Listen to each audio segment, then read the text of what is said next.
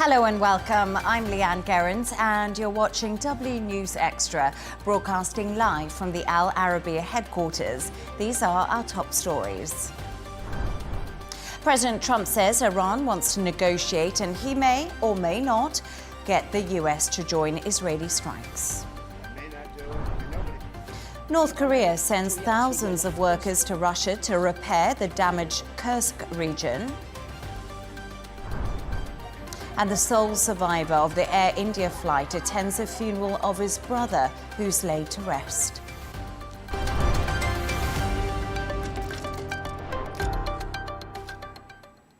Israel and Iran have continued to exchange blows as the war between the two regional foes enters its sixth day.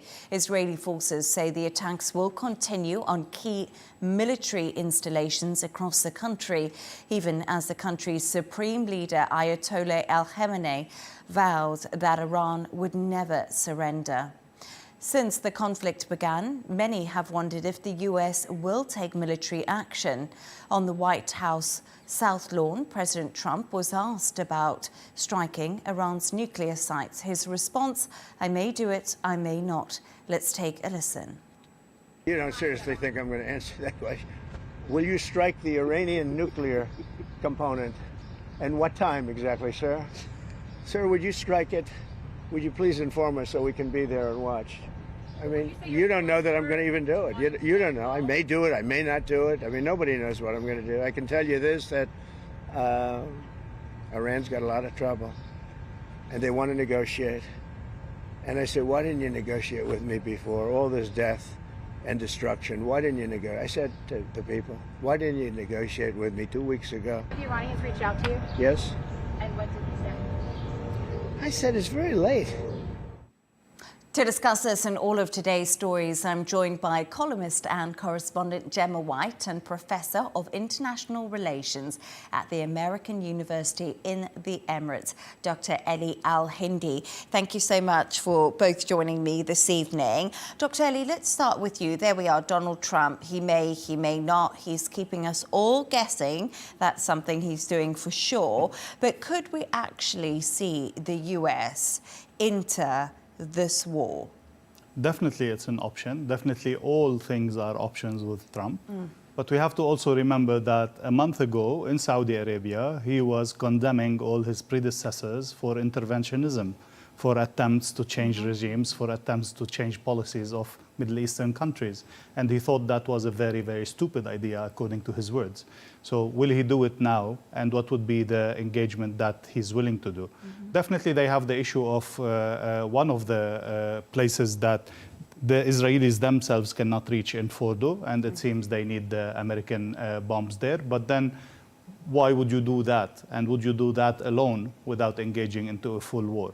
We know that the American president has a grace period of 60 days where they can engage in military operations, but they cannot declare war. It's the Congress that needs to declare war.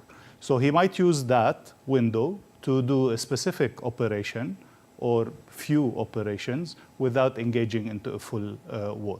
The question is then, what would be Iran's reaction? And is Iran really out of all cards? I don't think so.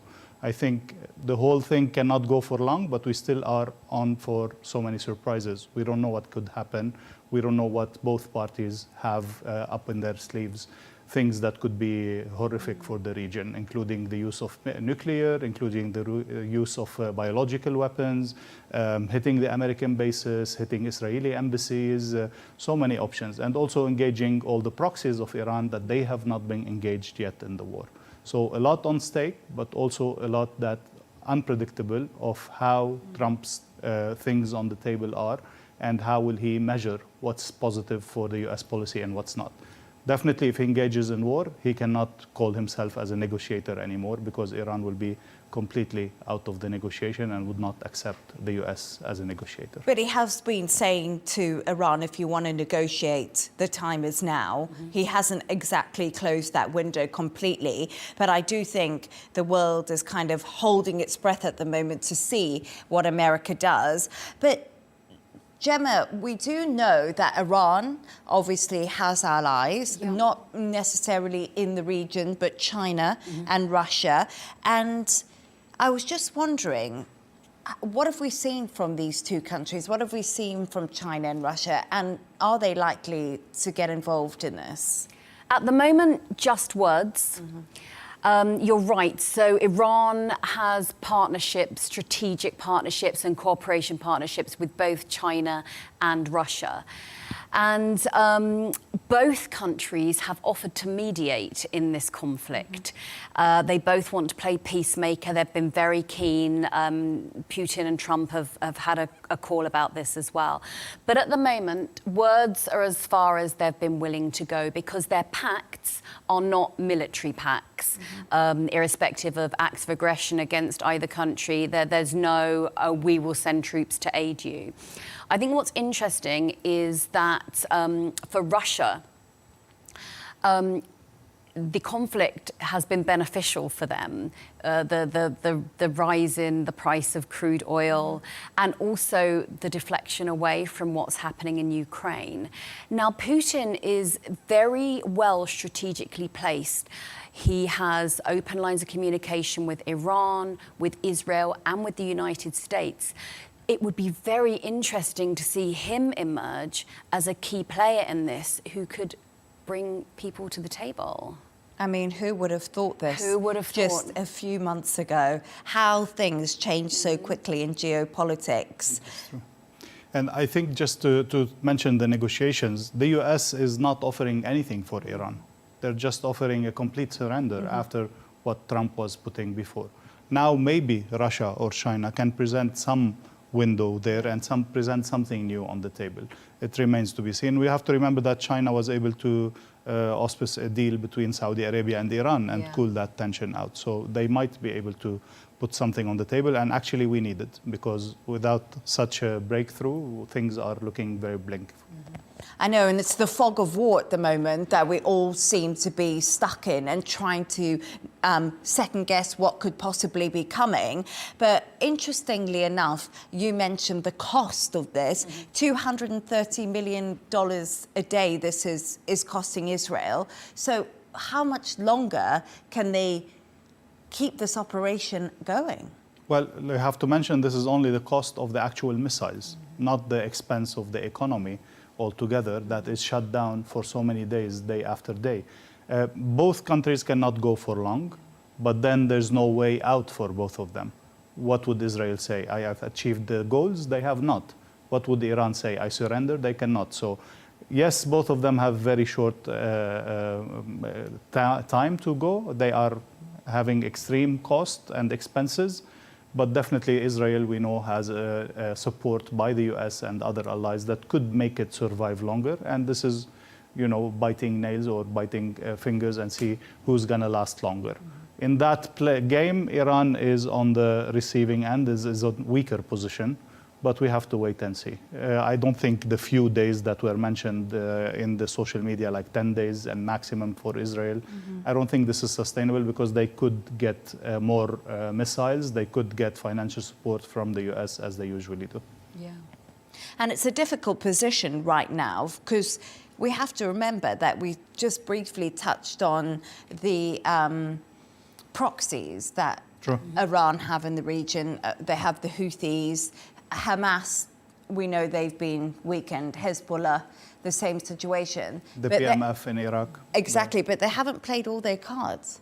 They haven't played all their cards. The proxies haven't actually been engaged. They've declared, even Hezbollah declared, we don't need to get engaged. But I assume that if Iran feels enough pressure on the actual survival of the regime itself, it will have nothing to lose and it will engage in any way possible and play all the cards, including the closing of the Hormuz, including operating all the proxies. So, yes. And I actually spoke to Riyad Kawashi earlier, who's part of, was my show, Al Arabiya, obviously, and he was saying to me that if America gets involved, America are going to go big. So right now, I think everyone is just waiting to see what happens. But thank you so much for your thoughts on that. Stay right there as we move on to another story. And North Korea has said it will send thousands of workers to help rebuild Russia's war-ravaged Kursk region. Russia's Security Council secretary has described the deployment as a fraternal assistance. It comes after months of military collaboration between the two countries following reports that North Korean soldiers were fighting for Russia as it continues its war with Ukraine. So, Gemma, we just spoke about Iran and its allies there. North Korea has been a long-standing ally to Russia, so this shouldn't really come as much of a surprise, should it? This is not a surprise at all. Obviously, there have been North Korean soldiers fighting in Ukraine. This is just additional. There's around 11,000 North Korean troops, which is Western estimates. So they've said they're going to send thousands of workers to help rebuild the Kursk region. Now, Kim has said this takes... they recently, in November, signed a pact. There's lots of pacts being signed. I'm not sure if they're worth the paper they're written on. Yes, lots of pacts. Agreements, hasn't there? Now, this is a mutual defence treaty, so this has a bit more than the other pacts that we've talked about, because this does guarantee that if there is aggression from an outside nation, that they will go to the defence of one another. Kim has said this is a new level of alliance. So, yeah, these people are being sent. Are they being sent against their will? Who knows? But we know that they're not going to be the ones who, earn money from this. Obviously, Pyongyang is going to be doing quite well economically from this. But yeah, when they say send, send or forced. Yeah, it's a really difficult thing to sort of tap into. And we have to keep in mind also that, in comparison, Iran is a country who claimed to have a nuclear power or to aim for nuclear power, same as North Korea. So them seeing Iran being attacked this way, are they thinking we might be next? So let's have a defense alliance with Russia that could at least put us with a strong ally somewhere. Yeah, that makes sense, actually. Yeah. Like, they could be one step ahead of what we're thinking at the moment.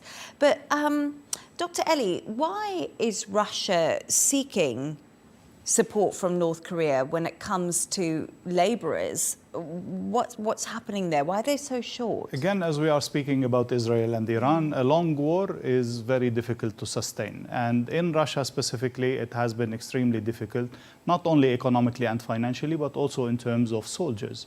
And we've seen Putin do different kinds of things to be able to actually recruit soldiers and send them to the fronts. They've even had deals with prisoners to go out and go to the front. They've got the North Koreans there. And then for the economy itself, anyone who is in the age of fighting is actually conscripted to the fronts by force. So there's not many people who are available to just go and do reconstruction, specifically in a completely destroyed area that has been a battlefield.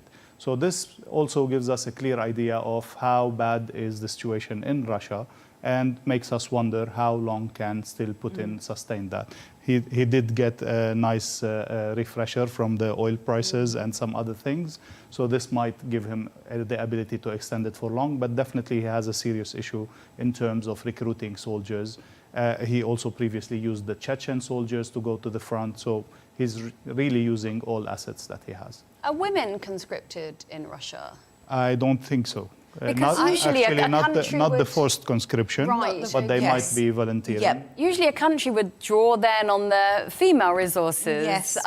like we see in World War II when women stepped up and did the jobs that the men had left because they'd gone to war. Yeah. That's an interesting point, actually. That's something I couldn't answer. But do you remember when Trump does his yearly address and he came out, there was a lot of female actual soldiers with him, but I don't know if they conscripted to fight or what their place or what their role is. They could be, they could be doing intelligence. It's something, that's a good question. I wouldn't. Because that's a whole, a huge section of society And you wonder That's if the whole the logic. It's half of yeah. the society that you need to tap in if you Yeah. want to keep advancing. Yeah. But how do you tap in and how do you distribute the tasks? This is what's been the whole discussion. We've seen in wars historically that women would take a much larger share of the economy while the men are at war. So this might be also the case. I think, again, in Russia specifically, women are allowed into the army but are not forcibly conscripted On the when front there line. is, Okay. when Yeah. there is a war. Because, you know, if we look at historically wars like World War II, especially the British women, they were very successful code breakers, you know, so they were Yeah. kind of on that side of when we think about Definitely. the war. But I was just wondering, I don't know, this is my mind working, but culturally, we look at North Korea and it's been so isolated. Very true. For decades, you know, Yeah. and it's been under the regime of Kim Jong-un at the moment, his father before that, you know, it's been a dynasty. How on earth do you bring North Koreans into Russia and for that society to be able to work? How will they communicate? Which systems do they use? How have they been educated? All of these things, especially if they're going to a battlefield, you need extremely high, efficient communications with all fronts and all soldiers. If you're going to rebuild, then also it's a challenge to see what criteria, what engineering requirements, what education they've had. So it's really a challenge, let alone the personal challenge of the personal clash of civilization or seeing what is this and how things are working. We have absolutely no idea how the society in North Korea is functioning. I'd be interested in what stories they take back as well. You know, could Exactly, there be exactly. could there be the possibility of dissent spreading? You know, because you go back and you say, oh well, this country has this, and they have this and this, and Yeah. And that you was a know, big factor in the collapse of the Soviet Union. People who have been educated in the West and who returned and who had that sentiment. Yeah. Look where the world is and look where we are. Now, in terms of Russia, it's not completely the Western world, but definitely would still have that Yeah. effect on people. It's going to be really interesting. Yes. Thank you so much for your thoughts on that. And we're going to move on to another story. Now, the sole survivor of last week's Air India plane crash has attended his brother's funeral in Western India today. Vishwashkim Al-Ramesh, brother AJ, was also the ill-fated flight but did not survive. Ramesh, who has spent the past 5 days in hospital, carried his brother's coffin into the crematorium, still covered in white bandages. Dr. Elie, this crash was absolutely horrific. It just seems impossible that somebody would have survived this. It seemed like a miracle. You know, do we know how he managed? Not really. Nobody really knows exactly what happened. We know some facts that not all the plane exploded. We know that he was sitting on an exit seat.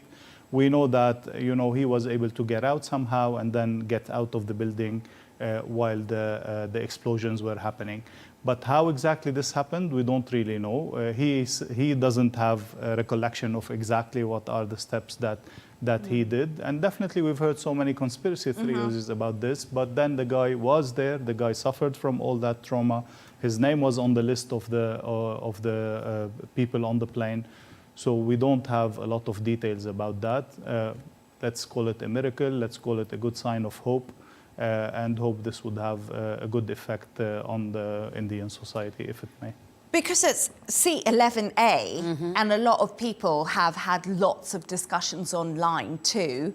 11A, why did you survive sitting in that seat? And as you said, it was an emergency aisle seat on this Boeing 7878 Dreamliner. And by some sort of miracle, he was the sole survivor. Yep. But, you know, we hear these stories and he's just buried his brother. And it must be such a difficult process to go through, you know, just being that one person. being the one person, you know, why you would question why have I survived when so many others didn't? And yeah. you always hear about that survivor's guilt, Yes, don't you? survivor's guilt, But yeah. it just would be a remarkable story. But it's also extremely tragic. We had one sole survivor, but we know there were 242 people on the plane, but the death toll is higher than that because it did hit a residential building. building. So the death toll is at least 270 people. Yeah. And what's the latest with the investigation? Do we have any more clarity on what caused this plane to crash? So as of yet, there's still no updates. Obviously, the black box was found on Friday, which would have, you know, altitude, speed, engine performance. What we do have is visually, there's a 59-second CCTV clip, which shows the plane taking off, losing altitude, and then coming down with its tail down. No visible fire around the engines or on the plane. So at the moment, the evidence, especially for people online or across social media, for everyone to see, is there. We don't have any causes yet. Obviously, they'll be looking into things like bird strike, engine failure. They've even anti-terrorist squad has come in. I don't think it's looking in that direction, but obviously it shows that they're covering all angles, and the Indian government has convened a special committee. Interestingly, there's posts across social media which show people on the flight before it took off, and all the screens are black, or the screens are frozen. They're talking, saying, oh, this is a bad experience on the aeroplane. None of the screens are working. The aircon isn't working. The lights, which would summon the cabin crew, aren't working. So that, as well, has caused a lot of conversation online as to whether there was some kind of electrical failure from the start. Which has been actually the reason for most crashes, like a mistake in the functioning of the airplane or an electric mistake and so on. This brings us to the whole Boeing story. Yes. As you were mentioning, it's been so many recurring crashes with Boeing and so many problems in the administration of Boeing and even investigation in Congress and so on. So, yeah, I mean, a lot of questions and very little answers. Because what's interesting is the Boeings that have seen trouble previous have been the Boeing 737 MAX, so it's a different model. This was a Boeing 7878 Dreamliner, and this has actually been a really successful model. Yeah. It's had a great rate. If we look at it in the skies, you know, it's been a really good plane. So I think it's going to call into question maintenance of Boeing. You know, Boeing also had a change of leadership, so it's going to call into question all of these different things. But the reality is most of the planes we fly on are either Boeing or they're Airbus. So I think it's probably important that people have a bit more clarity, and I think that's probably what this investigation will try to do. But it's so difficult, isn't it, in a situation and like Air this? India is not like a cheap airways that doesn't do maintenance. It's one of the best airlines, and it is flying to London, so also their destination, probably they would put their best planes on that destination and that frequent fly. So again, a lot of questions and not a lot of answers. The head of Air India did not give anything specific yet. Of course, they were waiting for the book. There was a funny thing comparing what he stated exactly was exactly what the guy from the Delta Airlines, almost word by word. So the guy is not an Indian. I think he's British or American. Yes, he is, yes. But again, you need to understand how airlines deal with such crashes. There's no answers, and it's always a very difficult situation with such a death toll also. Yeah, no, absolutely. It's a really sad situation, but like we said, despite the tragedy that unfolded, there was one miracle survivor, which, as you said, adds hope to everything. So thank you so much for that. We're going to move on to another story now. And the Princess of Wales will not be attending Royal Ascot this week, one of the most high-profile events of the season. Kate is said to be disappointed at pulling out of the festivities, which she was due to appear at with her husband, Prince William, alongside the King and Queen. It's thought the princess is finding a balance after her cancer diagnosis. So, Gemma, we did see Kate recently. She was at Trooping of the Colour 2 over the weekend, and she looked very, very glamorous in her blue outfit. But do we know what's happening with Ascot and why she will not be in attendance? We don't. There's been no statements issued either by the Waleses or by the royal family. Now, I think I do think it would be, I don't want to say serious, but I think she's probably quite fatigued by what's been the events that she's been at recently. And I say this because this is quite a big Ascot this year. So she was supposed to be there today, and it was the 200th year anniversary of the carriage procession. So the royal family arrive in their carriages. It's a tradition that began in 1825. It's the 200th anniversary. So that is a reason to be there.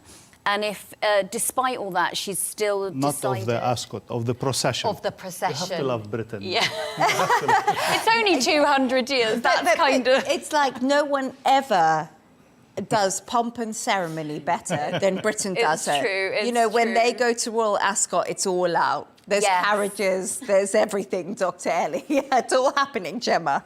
And so that's why I don't think Kate would have missed it, you know, if unless she really had to. And I think, you know, that she hasn't shared. She shared some videos and she shared, you know, her visiting the hospital where she was treated. But we haven't had much personal information, and I personally don't think we deserve anyone's personal health information, irrespective of whether they're a public figure or not. So, yeah, she's done quite a few engagements recently. As you said, she's done Trooping the Colour. She's been at the V&A Museum in the UK. And I wonder if this was just I need to rest, I need to take some time. But yeah, we're not privy to that information, and it's truly up to this woman to decide what she feels comfortable doing. Yeah, absolutely. And like we did say, you know, her cancer battle, she's also been having the treatment. Once again, we don't really know where we are with that. But, you know, we've got to think about it, Dr. Elie. Should they always never complain and never explain attitude? Do you think that they should always go to work? This is the eternal question, especially with the royal family and with all the tragedy that we've seen, with all the personal stories that have come out from two generations, from again Harry, from Princess Diana, from Princess Anne, from all the other stories that we've seen. It is a very difficult situation to be in. Of course, they are enjoying the luxury, the royalty, all of that, but then the pressure is extremely high. The personal life is extremely exposed, and you have to wonder, even if they are calling the shots and they are saying, I want to appear now and I don't want to appear now. And if they challenge the institution and say, no, I'm too fatigued, I don't feel well, will that be well received? Do they have enough support from the institution? Not the people. Probably the people are lovely people. We don't want to upset anyone. But I guess the institution, the pressure, the expectations of the people, the expectations of the media, it is just too much to handle. And again, it's something that is recurrent. Something needs to be done. Definitely, this generation is handling things a bit better. But we have to see, would that be enough for their own well-being, their little personal family, and for the royal family altogether. And she is the star, isn't she? She is. Yeah, absolutely. Like Diana before her. Yeah.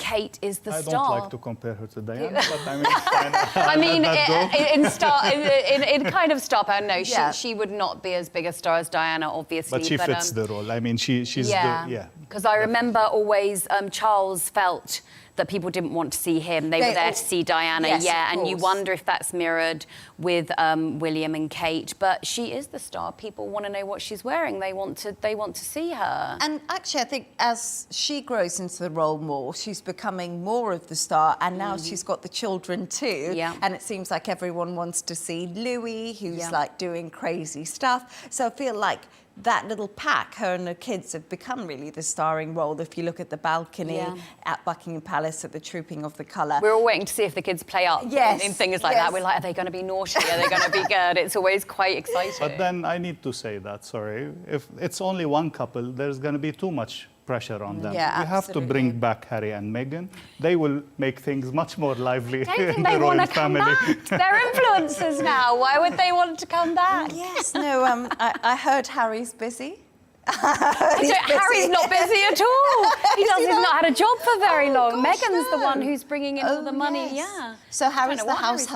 husband. He's He busy with the is. kids, and Meghan's bringing in the money. That's a good model to follow. Yeah. Why not? Why Very not? modern. Very modern. I just say no. Anyway, let's move on. Brexit happened and it's finished now. And finally, Gemma and Dr. Elie, you've come up with a couple of quirky stories of the day. Dr. Elie, yours is absolutely nuts, the story. I can't even go into it, but a man sat on a precious piece of artwork at a Van Gogh exhibition. Yep. I mean, what was he thinking? What happened? So we have the very famous painting of Van Gogh about that chair, which is very simple, just a wooden chair. So we have an artist who did a beautiful implementation of that, full of crystal-covered chair with Swarovski crystals on it, and it is part of that Van Gogh exposition. And then a man and his wife were just touring the museum, and then he thought it's just too appealing, and he decided to actually try the chair and take a photo while, pretending to sit on a chair. But it seems the poor guy lost his balance and actually sat on the chair and broke it. We don't know how many millions that would cost, but definitely that was a very funny moment. He was caught on CCTV. But the best bit about it And is he he just sneaked ran. out. He and his wife, they just ran away. They just sneaked out. We would all run away. What Come would on. you do in that situation? Would you go be like, I'm sorry, I've broken this really iconic chair? Would you just run? I would first not sit on it, maybe. But I just found it absolutely fascinating that they didn't fess up. I would have to fess up or I wouldn't sleep at night for the guilt. You wouldn't. You should know there's CCTV, and you're going to Probably, get you should caught. expect Yeah, that, you and- would expect that, I think. But your initial reaction might be, oh my gosh, let's get out of here before anyone sees us. And the wife taking the pictures. Oh, she was also, encouraging it. She's an accomplice, of course. Yeah, she's an accomplice to this massive crime. Yeah. But it is so interesting. It's like, how should you behave in a museum? It's always that And big when you thing. see the sign... Was it behind? No, it wasn't. It was just behind the straps. Yeah.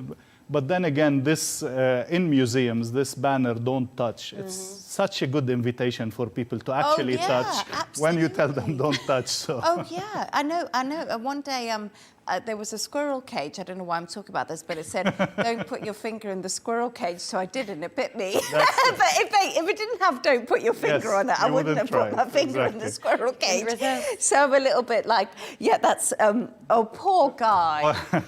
On a different note, some museums have built some kind of a experience, so you actually sleep in the bed of the king or whatever. It's just a pretend bed at least. But then people like to engage in that sense. Yeah. If I see a chair modeled after Van Gogh, I would want to sit on it, Yeah. So people want to live the experience. Yes, absolutely. Same for zoos, to be with the animals, feeding the animals rather than seeing them Sticking their behind finger in the cages. tiger's cage. Yes.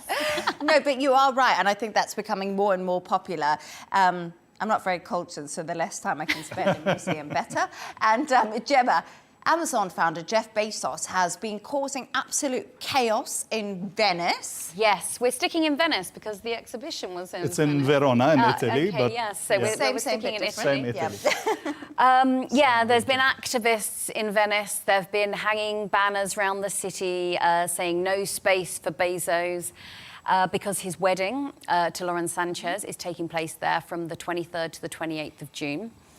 The list of celebrities who are rumoured to be going is the most A-list thing of all time. We've got Oprah, we've got Katy Perry, we've got Leonardo DiCaprio, we've got President Trump has been invited. It'll be interesting to see if he does go. Obviously, yeah. Ivanka Trump, the Kardashians, Anna Wintour, because I think the wedding will probably be featured in Vogue. Absolutely. So... Why not? It sounds beautiful. I know, I agree. I would love to be I would invited. love to be Well, invited. she has 27 outfit changes. Wow. So they're not going to be low on copy and images. So, Yeah, yes. wow. But remember, all of this is still rumours because they've kept it very tightly locked down. But that hasn't stopped activists taking to the streets in Venice to protest at what they see as, Why? Why? Come on. a billionaire coming to their city and taking over as his own personal Disneyland. But you know what? Why can't two people get married and be happy? They can be happy. No one's going to take away their happiness. But I do wonder, you know, you're coming to this beautiful place. Are you actually going to interact with the culture? Are you going to go and spend money in local artisan shops? Or, you know, are you actually going to benefit the city beyond? Maybe they could come to them. Maybe they'll have, like... I think that's unlikely. You know, you're going to be... Probably. Oprah Winfrey, and they're going to be ferried around from place to place. But this has quite angered the mayor of Venice, and you think it's because he's got an invite and he doesn't want to upset anyone, but also you feel that he doesn't want to stop future celebrities from coming and having their weddings in Venice. And he's insisted that the city has to apologise to Jeff Bezos, and I think, but, you know, people have the right to protest, and you can't apologise on their behalf. If they feel that way, that's great. I think by the time the wedding comes round, they might be quietly kind of shuttered away, because I think the level of security is going to be absolutely immense. I mean, that's fine. I don't see a problem there. Dr. Ellie's angling for an invite as well. Dr. Ellie and I just are desperate to go to this wedding. I cleared my calendar for these days. And it's next week, apparently. So if Dr. Ellie and I aren't here next week, it's because, we're at the Amazon founders' wedding. Just don't be haters, and don't upset people who are I do want to enjoying point their out, billions. though, that no one throwing their protested billions around. George Clooney and Amal's. And exactly, they got married point. in Venice. And they got married in that's a Venice. good That was a point. big to-do as well for quite a few days, and no one So it's the character of the people, you think, and I do think so. makes sense. Oh, maybe. But I think, why not? If we go, I wonder if I'll catch the bouquet. If I do, I'll bring it back for you. But thank you so much. Thanks to today's guests, columnist and correspondent Gemma White and Professor of International Relations at the American University in the Emirates, Dr. Ellie Alhindi. And that's all from us on W News Extra. Don't forget to subscribe to our YouTube channel and, of course, follow us on X. GNT with Tom Burgess-Watson is coming up next. Goodbye and thank you.